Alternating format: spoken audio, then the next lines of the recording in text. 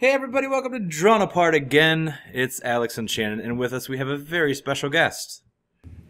Hey everybody, this is Dave Levy. I'm also known as Aphids J. Kaboodle. I have the bow tie cartoons you might have seen. And if you haven't, you have to, please.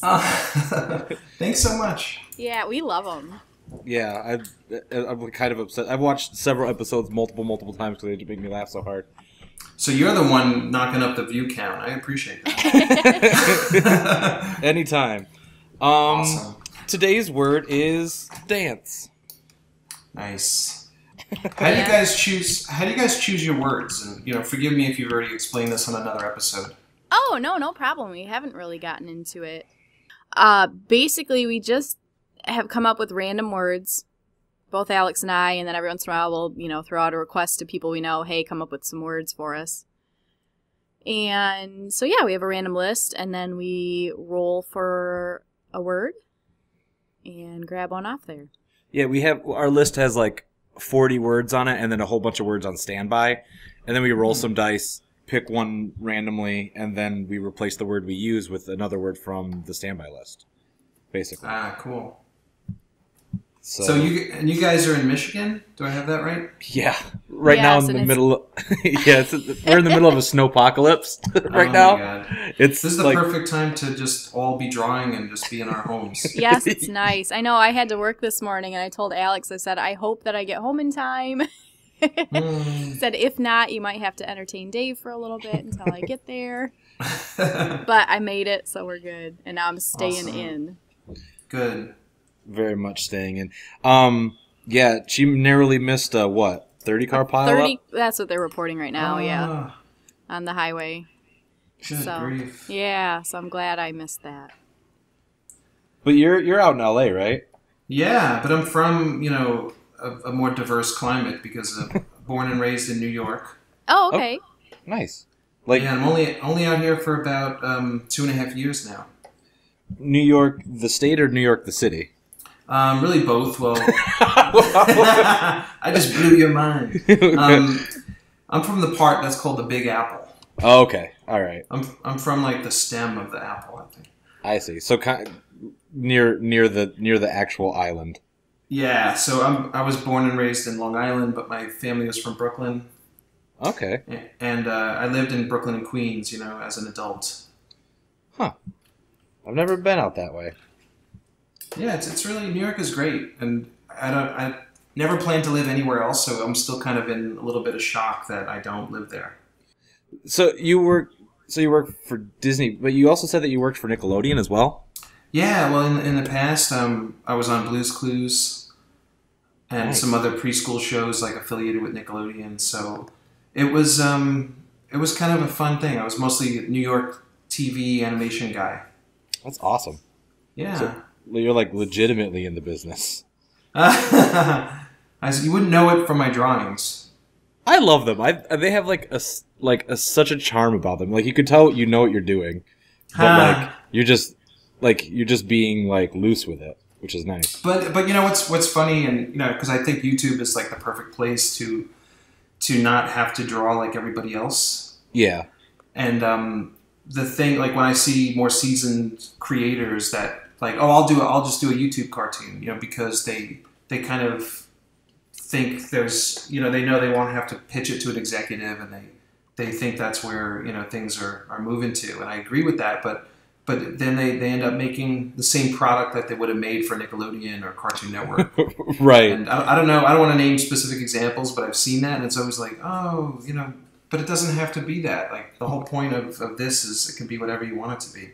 Yeah, but it's fun not to care about those things. And, just to make a long story short, I don't want to go on forever on this, but it's when you're saying it's like a simple style of what I'm doing, that it kind of makes me, what's the word I'm looking for? Like, I've gotten some comments from people that are kind of like, keep doing it, keep making your cartoons, like hang in there, Dave, or whatever. And it's really funny. It's fun to that I'm having so much fun.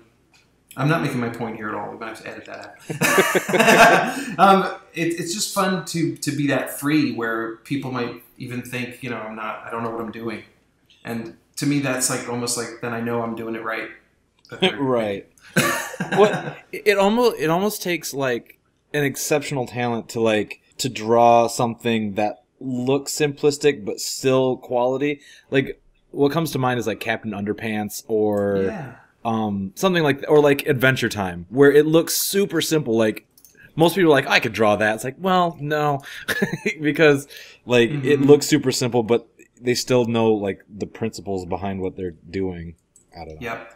I don't know if that makes any sense at all. It totally does. And what do you guys, in terms of like, what are your influences and like, why do you make time in your lives to draw and connect with other people through that? Like, what's your inspiration? I'll let Shannon take that first. Oh gosh, I knew you were gonna do that to me. She gets the hard questions.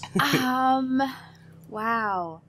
You know, I don't know if this is gonna sound lame, because I imagine most people who draw into their adulthood also started out as children. Well, most of us draw as children. I think everybody started out as children. At one point or another. Yes. Except those test tube babies. I don't know what that's about. But I'll see, I'm going to be horrible at trying to explain something now. I just mean, I doubt very few people who didn't have much of an interest drawing as a child all of a sudden pick it up as an adult.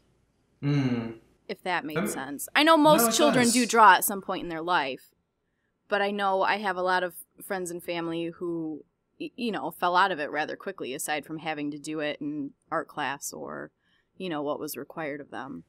Yeah. So just something that naturally was an interest of mine. It fell out of it for a while. I'm one of these people where if I have hobbies or interests, definitely it's hard for me to want to make it a job.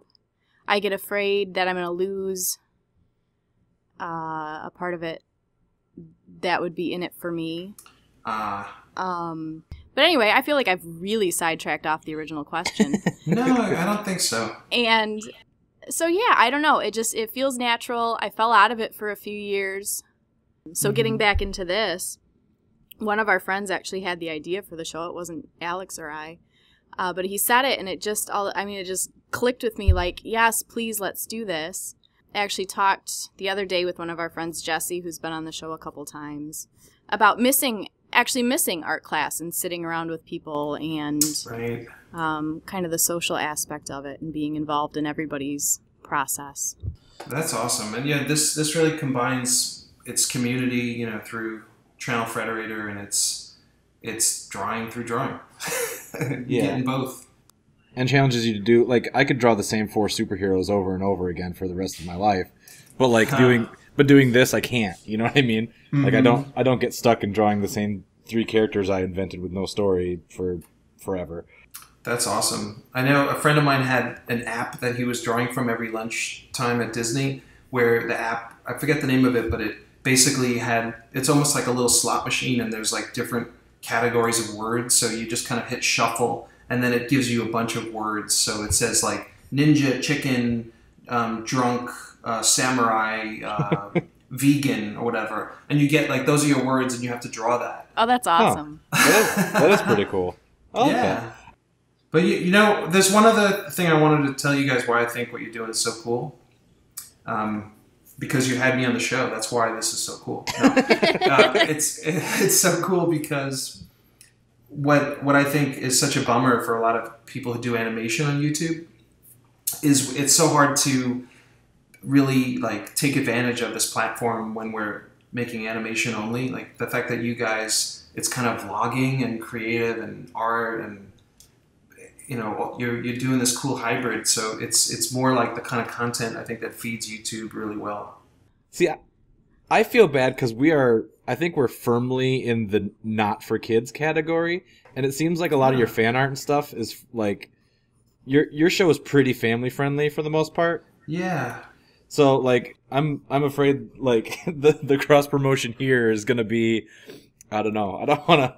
No, that's an interesting point, and I was surprised when the fan art that I've received so far, besides your wonderful video. Oh, thank you. Yeah, the fan art that I've gotten has been from like kids that were like maybe between 5 and 8 or something. But I thought that was really cool because I'm not deliberately trying to just make stuff for them. Right. but I was happy that they got something out of it. And Right. that, you know, even if, because a lot of the stories from Bowtie are ones, you know, from my adult life too. So if and I'm not trying to think like, oh, I shouldn't tell this work story because these kids are, you know, who are watching this won't know what that means. And it's really just anything processed through the lens of the Bowtie character is Right. fair game. So I think there's a big range. And when I look at the analytics, you know, for all you people who aren't YouTubers, you know, we have a lot of analytics at our disposal. And you can see like the age range of, you know, who your viewers are, if they're male or female, what demographics they're from, like where they're living and things. So that's been really neat. And it's a bigger range than the fan art would have you believe. So I think it's more of an all ages thing. And, you know, it's funny, I'll tell you one other thing. Like, when I last went back to New York, I was hanging out with a great friend of mine, you know, who's known me my whole life, and he enjoys Bowtie, and he's in, you know, a lot of the Bowtie episodes. Yeah. And he and I were just having dinner, and he was like, "Oh, you got to do a Bowtie about this. You got to do one about that." And I ended up with like a big list of new ideas, you know, from our lives, and I thought, "Oh God, I can't wait to get back home and make these." So I make one of them, and I show my wife, who's, you know, a total creative. You know, gives amazing creative notes on every Bowtie. Helps keep the consistency that you see.